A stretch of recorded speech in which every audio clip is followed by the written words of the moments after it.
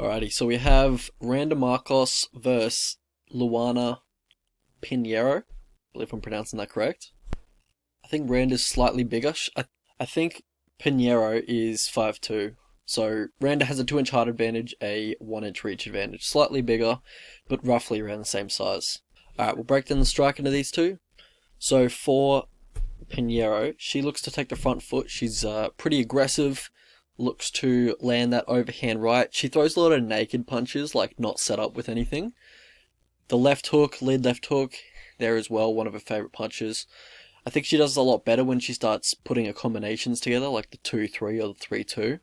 That's pretty much where she got her finish in her last two fights with her hands. So I think she does have more success when she chains combinations together. Randa Markos, on the other hand, she's a little bit less aggressive. She likes to back up in a straight line. Most of her offense is the straight right. She throws a lot of single shots as well.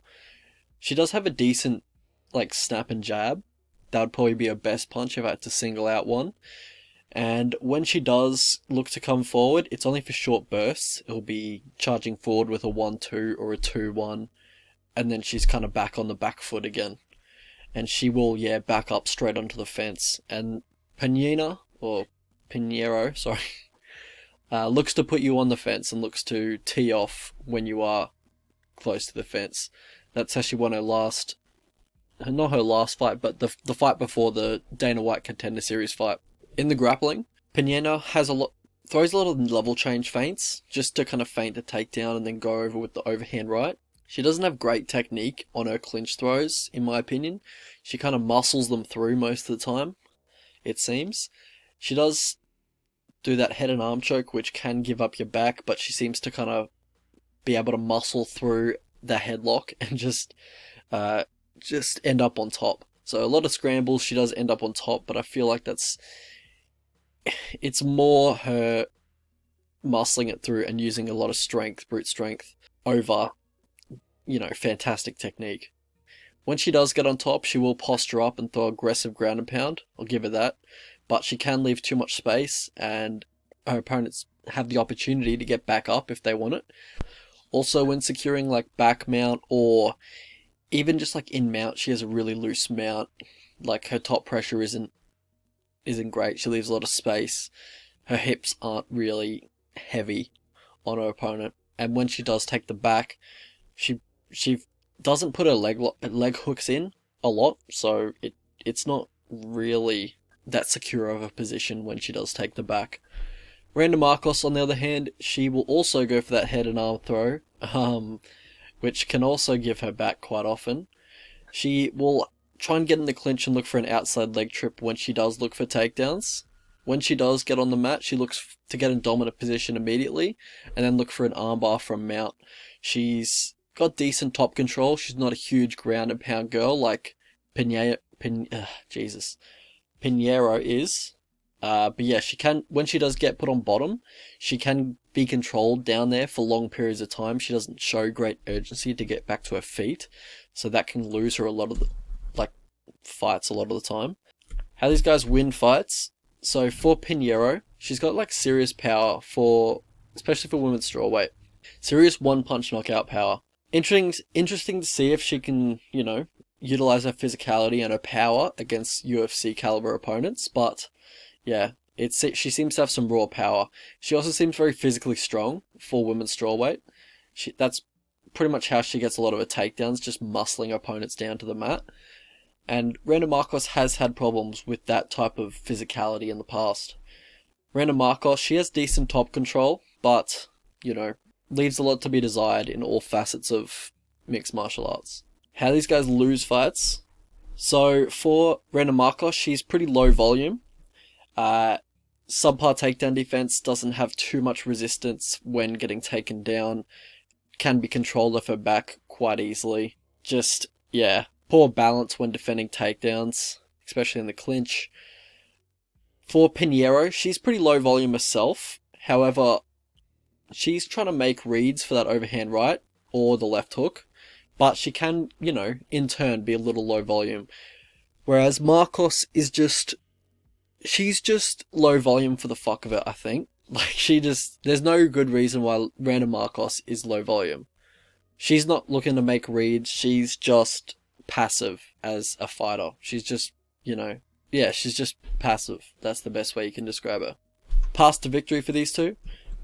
So for Randa Markos, look to use feints just to kind of slow her down. And if you pump out the volume, even with just the jab, I believe you can win a decision here. But normally she just doesn't pump out volume. And Pinheiro is fine just to play the counter-striking game and just, have a low volume, go strike for strike, stand-up fight. That would be fantastic for Pinheiro if you told her that. So, don't do that and don't play into her game. But do look to get Pinheiro on the mat. Look to level change as she blitzes forward with a 2-3 or a 3-2. Look to get her on her back. I don't think I've ever seen her off her back. She might be really good Brazilian Jiu-Jitsu, but Randa Markos, that's generally where she wins her fights, is when she gets a decent amount of top control. So I think you'd want to look at that if, you're in Markos's camp. For Pinheiro, look to pressure against the fence and then tee off from there. At distance, go for low calf kicks. She has a wide base, so it's hard for her to check the low calf kicks. And yeah, she'll just be eating them at full brunt pretty much. And yeah, look to get her on her back. She can be controlled for long periods of time off her back. So yeah, if the takedown's there, look to get her off her back. But mostly I think you'll be having an easier time on the feet. Whereas, if you go for the takedown, there's possibility you get reversed and all that kind of stuff. So I'd probably just say keep it on the feet for Pinheiro. Alright, so how I see the fight playing out. Both these fighters are pretty much on opposite ends of the aggressiveness spectrum. Pinheiro has finished around 80% of her fights in the first round, whereas Markos has gone to the cards over 80% of the time in her UFC career.